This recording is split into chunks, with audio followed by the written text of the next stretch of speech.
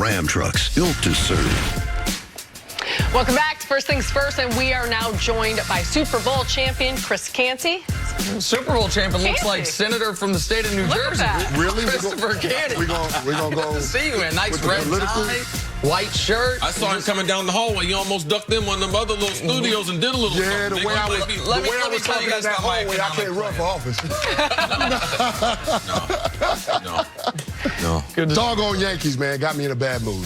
Yeah, you ain't the only one, but it ain't the Yankees for me. Oh, Patty Mahomes. We got one good attitude over on this table. Got All an right. issue, grab a tissue.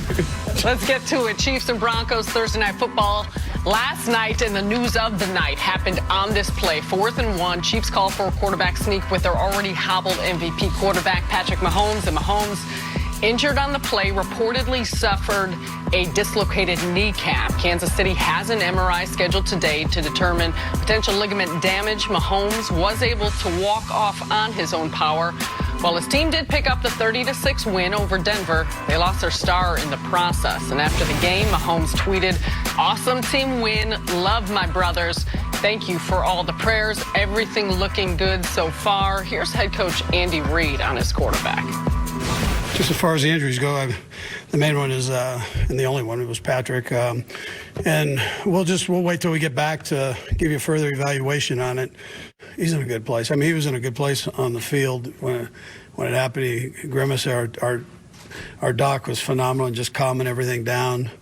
Dr. Schruppel, he just kind of calmed the storm right there, and Pat was good. Felt very comfortable with him. He refused to get in that cart.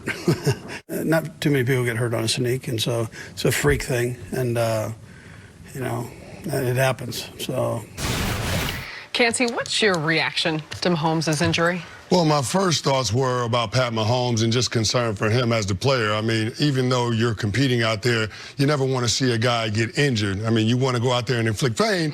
You want to hit the quarterback as much as you can, but you never want to see a guy No, you have want him to get up and take some more. Exactly. You never want to see a guy hobble to the point where he has to be helped off the field. And it's a frightening sight for Chiefs fans, but for NFL fans, because Pat Mahomes is one of the most talented quarterbacks that we have in our league, and he's playing for one of the greatest offensive minds the game has ever seen in Andy Reid. So from an entertainment standpoint, I think it's a loss for all football fans. But in looking at this Chiefs team, I'm not as worried about things as long as Pat Mahomes' injury is not season-ending. If it's what we think it could be, which is no fracture, no ligament damage, then you're talking about him being gone for 4 to 6 weeks. And, of course, they have their bye week 5 weeks from now. So if for some way Matt Moore and this Kansas City Chiefs offense can do enough to give this team an opportunity to be competitive in the next few games, then I feel like you can rally after the bye week when you potentially get Pat Mahomes back, and this team can still have the opportunity to get into the postseason and compete for a championship. Well, my reaction, once you get over the shock, is you hope, of course, that it's not season-ending.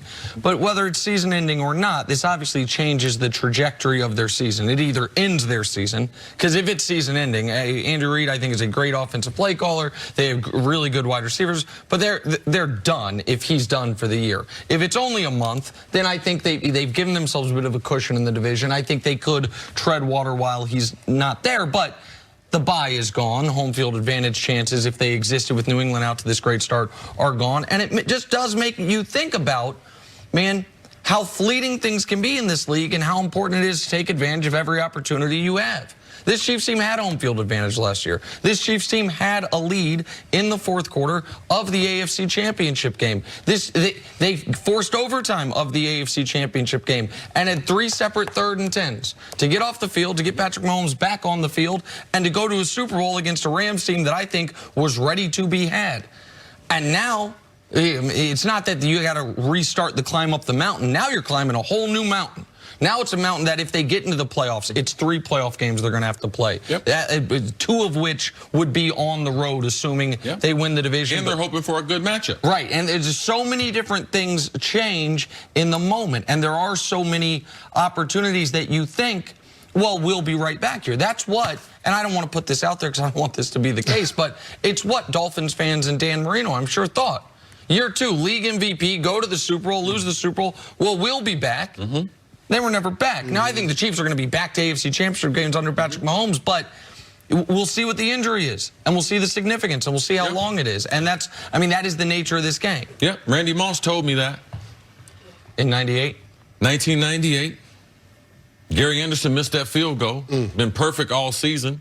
Game goes into overtime. Atlanta Falcons, Morton Anderson beats us with a walk-off. They do the dirty birds on us. Moss, I'm crying in the locker room. Moss look at me. Oh, man, we'll be back. 2 years later, we got back to the NFC Championship, got 41 bageled by the Giants, but that team never came back. That team was unstoppable. We played 18 games, 2 games we didn't score 30 points, only 2 games we lost. So trying to think, oh, we getting ready to get back, oh, we getting ready to do this every single year, that's not what this league is about. You know, so for me, I didn't have any confidence in Kansas City representing the AFC in the Super Bowl. Why? They don't have a running game, they won't manage the clock, and that defense is awful at all levels. The defensive line is not good as far as stopping the run. They don't turn you over, and they don't have good linebackers from a coverage standpoint. So now we're talking about what changed. The best thing they had going is change. So how would I gain confidence if Patty Mahomes is out for a month? Oh, they're going to develop a running game? Andy Reid? No, he's not. He's getting ready to throw the ball just like he always throws the ball. Spagnuolo in that defense, do I believe that he has the answer? I hadn't seen it. I'm not going to give him credit 4 quarters against Joe Flacco and that bad offensive line that they have. So I don't know how out of this I could gain any type of confidence being that, okay, say they win the division. Okay, you know who they might face? Whoever loses in the AFC South between Houston and the Colts. Both of them already beat Kansas City. You ready to face them? In Arrowhead, by the way, which is where the game would be. So there's no way you can look at this and gain confidence in Kansas City as a team. No, you can't gain confidence, but this is an adverse circumstance. This is a challenge, and you're hoping that the team overall embraces it as an opportunity to figure out some other ways to try to win football games. Now, you looked at last night, what ended up happening, that defense being able to force some negative plays, being disruptive, 9 sacks, multiple fumbles. You're going to need a whole lot more of that, and so we have to factor in Steve Spagnuolo and this being his first year as the defensive coordinator, putting in a new defensive system. There's going to be a little bit of a learning curve, and now that we're past a little over the third of the season, maybe these guys are starting to pick up the scheme. Maybe they're starting to have a better feel for what he wants to do, how he calls a game. But looking at this, the defense is clearly going to have to be the part of the team that picks up the slack for Pat Mahomes. I just don't know if they're capable of doing it because we haven't seen them do it before in the past. Right. I mean, last night was the most out of the norm game. Forget the Mahomes injury. From a defense perspective, he played in 2 years. It was the best defensive game they played in 2 years. The problem when you don't have Patty Mahomes, you don't have variety in the offense. The offense is set up like a 4x1 track team. Now, all of a sudden, you can't say, hey, guys, you're not running 110 meters. You're running 400. You're running 800 meters. They don't have another tight end with Kelsey to be able to grind it out. Their fullback is not a great blocker, little musclehead. Like, he's not Devlin from New England. So for me, you guys are sitting here talking about stuff. Yes, hypothetically on paper, it all sounds good. But when you got a bunch of small, little speedsters, how are you going to change the offense? Can't. You can't. So for me, it's a matter of holding on until Patty Mahomes comes. And if Patty Mahomes is not there, they got 0 life in Kansas City. All right, Kenny, stick around. Coming up next, will Dak and the Cowboys bounce back against the Eagles? That is next on First Things First. How long?